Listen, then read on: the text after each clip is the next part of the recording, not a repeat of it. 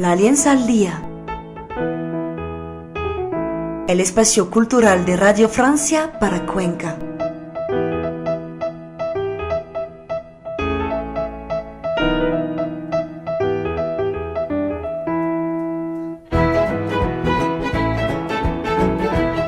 Muy buenos días, amigos y amigas, bienvenidos a la Alianza al Día, acá en 104.9 de Radio Francia Internacional desde Cuenca. Les saluda Boris Vanegas. Hoy vamos a hablar de dimensiones internas del artista Gustavo López Moreno, que nos acompaña en cabina, y también de Cristian López, su curador, para que nos cuenten un poquito de qué se trata esta muestra que se abre mañana en la Galería de la Alcaldía.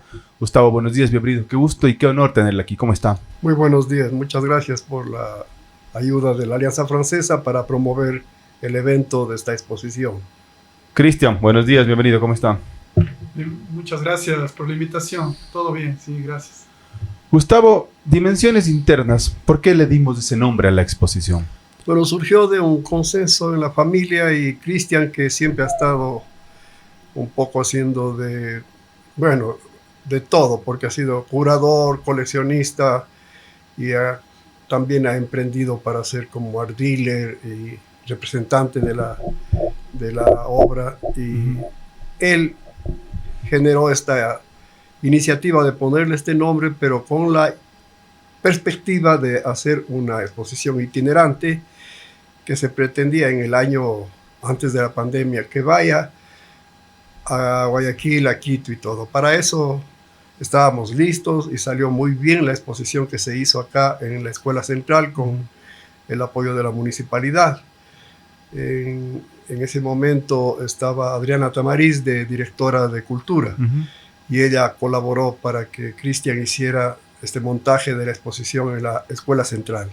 Fue muy bien acogida, con una presentación de músicos extranjeros magnífica, que tocaron jazz. Vinieron de Quito, 2 norteamericanos, amigos. Y aparte de eso, bueno, la perspectiva de que vaya a otras ciudades se suspendió por la pandemia. Claro. Luego, ahora, él volvió a rehabilitar una nueva exposición con dimensiones internas en la escuela, del Centro de Arte que él generó en una casa en el barrio de la Universidad de la SUAY. Y en esa casa de arte, maravillosa casa construida y patrimonio de Cuenca, construida por el arquitecto Durán, Javier Durán, y ahí se hizo un nuevo montaje, ¿no? Esta exposición duró allá también un buen periodo y se renovó al año siguiente. Ahora, esta sería ya la 4ª ocasión en la que se presenta Dimensiones Internas. Se ha ido renovando y presentando nueva y diferente obra, con la idea de cada vez enfocar nuevas creaciones y nuevas oportunidades de visualización de este contexto. Cristian, y nos dice Gustavo, pues se va renovando, también depende un poco, me imagino, del espacio. ¿Cómo se va seleccionando qué obras se va mostrando? Sí, bueno, el hilo conceptual de Dimensiones Internas es como, hablemos como que metafóricamente, el ser ampliado del artista, en este caso mi padre, Gustavo López, que en su ser interior, digamos, hay una vastedad de espacio y conviven, coexisten simultáneamente varias dimensiones, con la premisa de que cada dimensión es independiente de otra. Hablemos no dimensiones en cuanto a medidas, sino en realidades. Claro. Y que digamos que cada pintura es como un fotograma de esa realidad, que muchas veces no se tocan con otras, y esta es un manifiesto de su diversificación, en su siempre experimentación en temáticas. Entonces estas dimensiones están flotando dentro de él, ¿no? Esa es la parte metafórica, y que salta a las salas de las galerías esta especie de... Es una suerte de antológica, no es retrospectiva específicamente. Entonces hay obras coleccionadas por la familia, por amigos, que no están a la venta y que se vuelve como una columna vertebral, que como no están a la venta se pueden ir desplazando tenemos amistades hasta de la colección El Jury. Ahorita pudimos lograr, van a estar 3 piezas aquí que fueron adquiridas justo en la Alianza Francesa hace más de 20 años.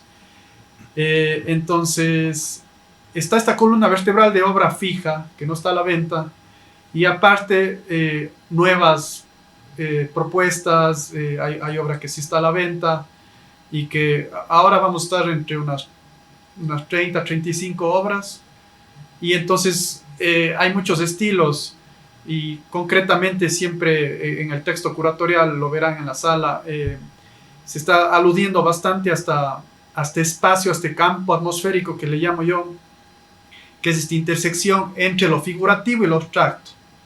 En ese espacio navega la obra de Gustavo López, y danzan, no compiten lo figurativo y lo abstracto. O sea, hay un paisaje que uno dice es paisaje, pero al mismo tiempo es muy, muy abstracto. Entonces, por ahí es donde transita, y siempre con estas disonancias, como también hablo en el texto, como el silencio le da en el jazz. Hay obra que no tiene nada que ver la una con la otra al lado, y a propósito, asimismo en museografía la ponemos para que no... Hay una suerte una línea narrativa completamente no lineal, más bien yo diría espiral. ¿Y cómo ha cambiado, cómo ha mutado la forma de trabajar de Gustavo durante los años? ¿Cómo es cuando se tiene una idea en mente, se hace un boceto, se va directamente? ¿Cómo es esto? ¿Cómo se trabaja? Bueno, si hacemos una perspectiva histórica, yo recibí algunas instrucciones, y mi afán por crear algo en el arte fue nutrido por la experiencia de muy buenos artistas amigos y con los cuales estuve en contacto, pero sobre todo con Osvaldo Moreno, tío mío, que acá en el Ecuador es reconocido como un gran maestro y un maestro de talla internacional. Vivió algunos años en Italia.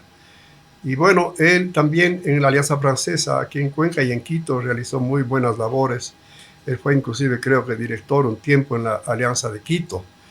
De manera que Osvaldo presentó en Cuenca una exposición volviendo de Italia, y me emocionó tanto porque él creó una galería acá que se llamaba Galería 88. Y ahí asistí a recibir clases, justo con doña Rebeca Gerves del Jury, que fue también compañera de clases con Osvaldo Moreno. Diría que ese impacto de las instrucciones de él, que generaba una obra muy abstracta, más con tendencia abstracta, pero que tenía que ver con el paisaje interpretado por él, ¿no? Y también con estructuras ya más constructivas, también inspiradas por su propia creatividad. Y obvio, eso impactó mucho. Y entonces yo me acuerdo que en el Benigno Malo, cuando el rector y el consejo directivo me delegaron crear una academia de arte ahí en el Benigno Malo, presenté una muestra con 4 artistas que seleccioné y trabajamos juntos una bella exposición. En esa muestra yo ya presenté unos dibujos que en cierta forma podríamos llamarle dibujos abstractos. Simulaban cumbres de montañas, ¿no?, yuxtapuestas una tras otra, y estas montañas tenían ojos. Sucedió que muchos años después, en el año 89, cuando se presentó la primera Bienal de Pintura en Cuenca, la Bienal Internacional, vino un artista de Uruguay, no estoy seguro si Uruguay o Paraguay, pero Carlos Colombino. Él presentó un paisaje ya trabajado con texturas, con óleos, precioso, y la temática era la misma, montañas con ojos. Entonces había una sincronicidad de una inspiración temática entre lo que yo había generado años atrás y lo que presentó Colombino. Gustavo, perdón, ¿esto sin conocerse usted entre el artista uruguayo o tienen alguna comunicación? No, jamás le había conocido. Yo inclusive luego sí lo conocí cuando vino, y en la segunda oportunidad de la Bienal recibió un segundo premio. Entonces, ahí reconocí que había una lectura de un patrón de trabajo que tenía cierta similitud. No intento de ninguna manera compararme con Carlos Colombino, a quien admiro, y es un gran artista. sino más bien como un referente de donde nació mi temática abstracta y mi figuración en el dibujo. Y claro, de ahí, a partir de esa muestra del Benigno Malo, yo ya hice algunas exposiciones en diferentes invitaciones acá, en colectivas, en el Colegio de Médicos, en la Facultad de Arquitectura, en fin, en algunas partes, en donde también hacía recitales de mi poesía, ¿no? En términos de ya generar una obra más consistente, cuando se presentó la primera Bienal, participé en la Prebienal de Pintura que se organizó para artistas ecuatorianos. Y ahí presenté unos trabajos con una técnica diversa a la anterior, que era con dibujo. Esta era más abstracta y suelta y directamente gestual, inspirada en la técnica de una especie de superposición de pigmentos de color disueltos en polvo y adheridos al soporte con diferentes técnicas de adhesivos. Ya. Había el adhesivo 3M, etcétera, que yo utilizaba, ¿no? Se utiliza para fotografía, pero yo lo utilizaba con los pigmentos. Y esa obra presenté en la primera Prebienal de Pintura, y recuerdo que luego de que yo había trabajado y llegué inclusive alguna vez a ser encargado de la Dirección de Cultura de la Subsecretaría de Cultura en Cuenca, la directora en ese tiempo era Rosalía Arteaga, y ella se interesó mucho en ese tipo de trabajo mío. Nunca llegó a adquirir porque no lo pude concretar, pero en otras exposiciones en Quito participé con esas obras y adquirieron amigos míos, críticos y coleccionistas jóvenes que en verdad ahora son muy destacados. 2 de ellos se han convertido en pintores también. De manera que ese tránsito entre lo figurativo y lo abstracto se dio en ese proceso. Pero de ahí, a partir de eso, he experimentado muy ampliamente la cuestión técnica, porque la diversificación de materiales que hay ahora permite que uno pueda hacer mixturas, cambios y juxtaposiciones de colores. Entonces, estas diferentes plataformas de trabajo con experimentación de técnicas me ha permitido proyectar nuevas temáticas. Las temáticas son siempre inspiradas en el entorno natural y la belleza de nuestra querida ciudad de Cuenca, pero también de las grandes ciudades que yo he visitado en el tránsito de mis exposiciones, en alrededor de más de 20 países que he viajado, y en Estados Unidos también he estado en 20 estados de Estados Unidos proponiendo con mi obra y colaborando también con algunos artistas para presentar el arte ecuatoriano en esos ámbitos. De manera que en el trajinar de mis exposiciones he ido generando cambios y nuevas propuestas. Permanentemente siempre ha habido alguna nueva propuesta. Eso ha hecho que, por ejemplo, en la última exposición de una gran invitación internacional que tuve en México, de la Embajada del Ecuador en México, en esa exposición, en la Galería Torre del Reloj, en el Parque de Polanco, un maravilloso lugar y una gran acogida de la embajada. Ahí presenté una exposición que también Cristian me ayudó a hacer la curaduría y colaboró y estuvo conmigo alrededor de un mes. Él, inclusive, cuando yo retorné, permaneció haciendo otras 2 exposiciones con la obra en otras 2 ciudades, no solo en Ciudad de México. Entonces, ahí a lo que me quiero referir es que había ya una intención de generar una propuesta que se denominó ecléctica. Me pareció bien acertado porque el eclecticismo es una interpretación posible de una variación temática, ¿no? Y una constante renovación de la cuestión temática. Eso es lo que yo creo que marcó el éxito de esa exposición, que fue muy bien acogida ya y se realizaron muy buenas ventas de coleccionistas. Inclusive tuve la invitación para exponer en otra galería, más lamentablemente surgió este trágico acontecimiento de un terremoto en México, que también impidió que yo presente la muestra allá. Pero luego se convirtió ya en una especie de un dato subjetivo que prevalecía en mi comprensión de la obra, el eclecticismo. Y claro, he estudiado también. Y ahora, coincidentemente, voy a exponer con esta invitación que quiero agradecer a la alcaldía, a la Dirección de Recreación, Cultura y Conocimiento, a doña Tania Navarrete, y también a Cristian, que ha hecho el escogitamiento, la selección, la curaduría y sobre todo la organización de todo el montaje de esta exposición. Es en este lugar que es la alcaldía actual y que fue el Banco de la SUAY, claro, y que es una construcción que, si uno se atiende a estudiar los orígenes arquitectónicos, es ecléctica. Es una construcción que viene de la influencia de la arquitectura del Renacimiento en Francia. Y esta arquitectura, acogida por un magnífico arquitecto quiteño, se presentó en Cuenca como, me parece, la más notable incursión en una nueva arquitectura en Cuenca. Y ahí, en este lugar, que coincidentemente, digo yo, es ecléctica la arquitectura, claro, presento también mi obra que en términos de la creación pictórica es ecléctica. Cristian, ¿qué tan difícil es ya seleccionar la obra de Gustavo? Porque es amplia, como nos dice, tiene varias técnicas. ¿Qué tan difícil es para usted trabajar con esto? Es una muy buena pregunta. Digamos que sí es un reto debido a la cantidad de temáticas dentro de estos límites, o este espacio que se genera entre lo figurativo y lo abstracto. Sin embargo, es también el ojo como de coleccionista, junto con mi hermano Nicolás. Entonces, es también como un trabajo de toda una vida. Yo desde adolescente me acuerdo que ya tenía mis favoritas. Claro.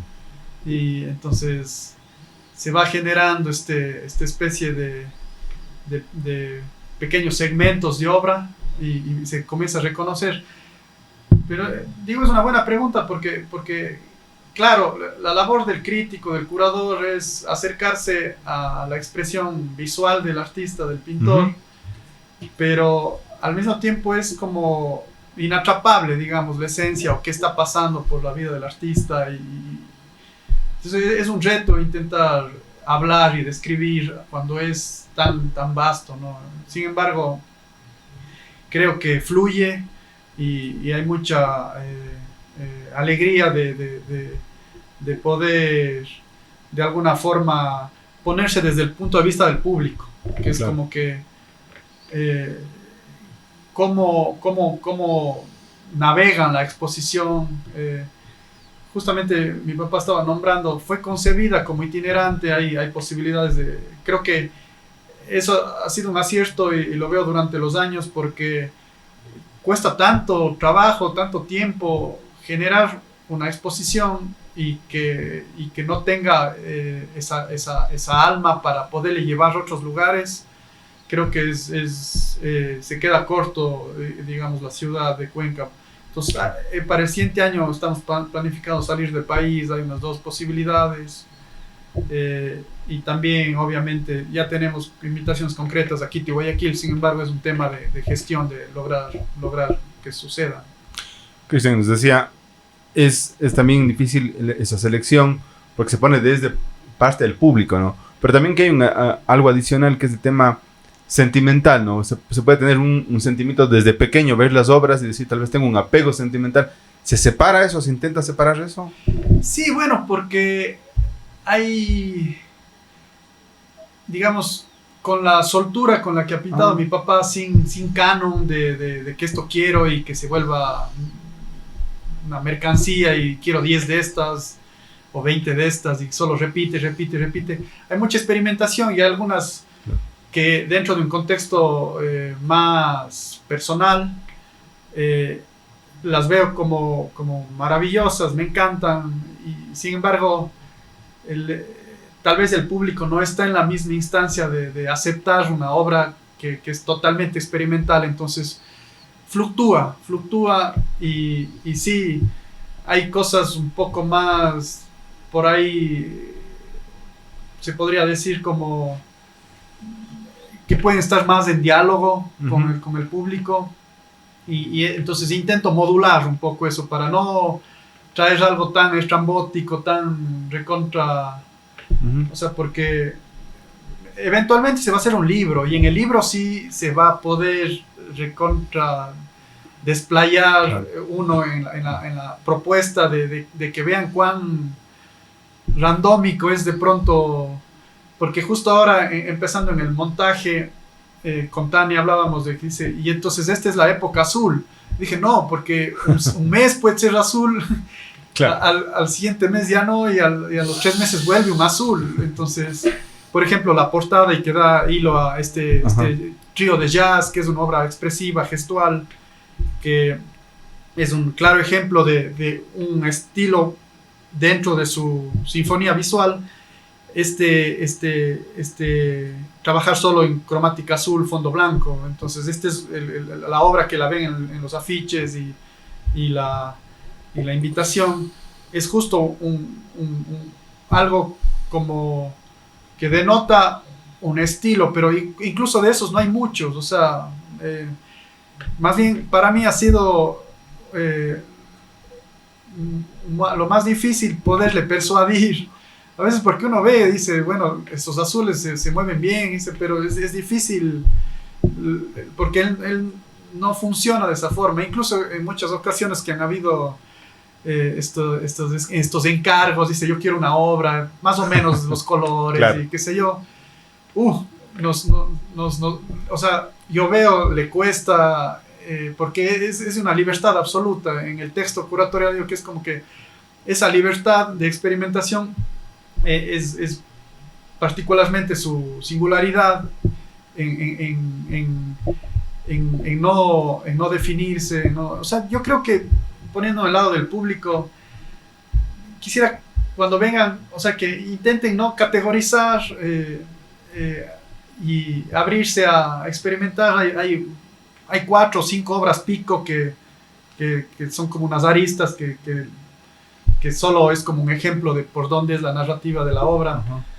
Pero sí, o sea, es una mezcla de varios elementos de esta especie de fan, de coleccionista, más toda la infancia de presenciar la pintura y que no está de más mencionar que son más de 50 años de creación, claro. que en sí mismo la pintura se vuelve un acto de resistencia, hoy en día más que nunca, cuando incluso la manifestación artística se vuelve mercancía, se vuelve algo snob, algo muy, ¿cómo podría decir? Como muy de moda ser artista, cuando eso... Yo inauguro el texto diciendo que Gustavo López se rinde ante la imposibilidad de no ser artista, o sea, no puede, ¿no? O sea, es como que la vida se genera esto y atravesando todas las décadas de los 70s, 80s, 90s, teniendo 4 hijos en los que había que producir, entonces claro. se hizo gestión cultural, hizo obviamente galerista, vendiendo arte de amigos, y también obviamente en la docencia. Entonces, al punto que voy es que evidentemente y he sido testigo de esa labor tan fuerte de, como dice un amigo poeta, pagar el precio de ser artista, no como un cliché, sino una actividad honesta, profunda del alma, del ser. Gustavo, ¿y cómo se decide? Claro, cuando uno navega por diferentes artes, el tema de la poesía, el tema de la pintura, ¿cómo se decide en qué momento hago qué? No, quiero pintar, quiero escribir, tal vez la cabeza está siempre dando como vueltas. ¿Cómo yo decido hoy voy a sentarme a escribir o simplemente amanezco y con una idea? Bueno, yo creo que una gran enseñanza en la vida fue contemplar esa actividad tan directa y diaria de mi tío Osvaldo Moreno en la pintura y de mi otro tío Eugenio Moreno Heredia en la poesía, y también la herencia del abuelo poeta Alfonso Moreno Mora, que de todas maneras estuvo siempre gravitando en el entorno familiar la imagen de cada uno de estos 3 personajes, el abuelo y los 2 tíos, ¿no? El uno pintor y el otro poeta. Y también ya en el campo de la universidad, en la Facultad de Filosofía, el gran profesor, doctor Efraín Jara Hidrobo, él insistía que la poesía no es una cuestión de solo inspiración, o de que en el momento que estoy, como decían los poetas en la antigüedad, en un spleen de inspiración, ¿no? De sensibilidad, se genera algo. No, él decía, es una tarea diaria, es un trabajo consistente y preocupado de todos los detalles que engloba el hacer la poesía. Él se refería en el campo literario. Claro. Pero obviamente él también era un gran crítico de arte, ¿no? Y fue director de la Casa de la Cultura, fue presidente de la Casa de la Cultura en 3 periodos, me parece. De todas maneras, él influyó mucho en mi persona. Yo asistí a clases con él y me preocupé de atender ese detalle. Hay que dedicarse a trabajar, ¿no? Obviamente también yo tenía que trabajar apoyando las artes de otros artistas, ¿no? Promocionando con la galería, y esa diversificación me permitió tener también una más amplia visión, digamos, macroscópica del ámbito de la pintura, ¿no? Porque yo en este caso pude constatar la creación de artistas en muchas áreas de la pintura, ¿no? Aquí se presentaron en la Casa de la Cultura, por ejemplo, una vez presentó dibujos el director Edmundo Maldonado Samaniego, dibujos de Kokoschka, ¿no? Que era algo excepcional, tener en Cuenca a Kokoschka. Pero luego tuvimos aquí grandes maestros de Argentina, de Chile, de varios países, de Colombia también. Y de todas maneras, creo que un país que tuvo mucho nexo y creatividad paralela a la del Ecuador fue Perú, ¿no? Y es Perú todavía. Hay muchos artistas peruanos acá viviendo y trabajando. Esta interactividad con otros artistas de otras nacionalidades y trabajando otras áreas de la creatividad ha permitido tener así una visión de espectro de todo lo que es el arte, y en varias dimensiones. Lo que sí creo que ha influido en mi caso es que, como tenía una predilección por escribir desde el Colegio Benigno Malo con mi profesor, el licenciado Alfonso Carrasco Vintimilla, con quien fui compañero también en estudios de política cultural para Latinoamérica en Brasil, ¿no?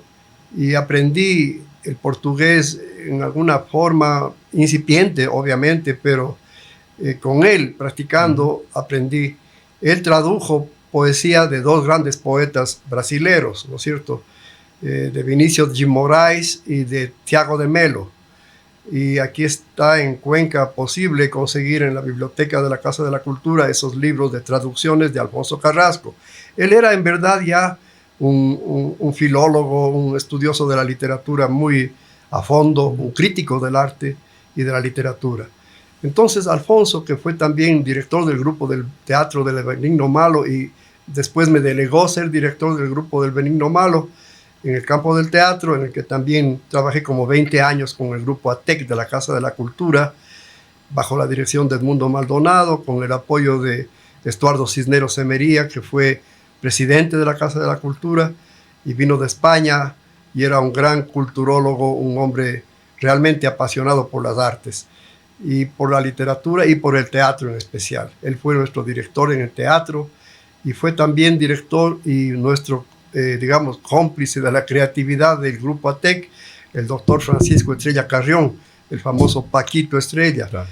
Con ellos tuve un gran impulso de entusiasmo por las artes, por el teatro, por la pintura, la escenografía. Trabajábamos en alguna colaboración con pintores como el gran pintor Manuel Palacio, que se radicó en Estados Unidos por más de 30 años, pero todavía está activo y es un gran pintor. Manuel era escenógrafo del grupo de teatro ATEC. ATEC es Asociación de Teatro Experimental de la Casa de la Cultura, Núcleo de la SUAY, Cuenca. Entonces era un nombre que parecía un título de nobleza. Claro. Lo cierto es que en el ATEC trabajé como 20 años en algunos montajes, y esta inspiración y apoyo de Alfonso Carrasco, que fue director en El Benigno Malo del grupo de teatro, y también mi profesor de literatura, me inspiró. Y él alguna ocasión calificó 20 sobre 20 mi poesía generada en el curso, ¿no? Y me entusiasmé por la poesía, por las artes, por el teatro. Y luego, obviamente, incursioné en el mismo colegio con la pintura.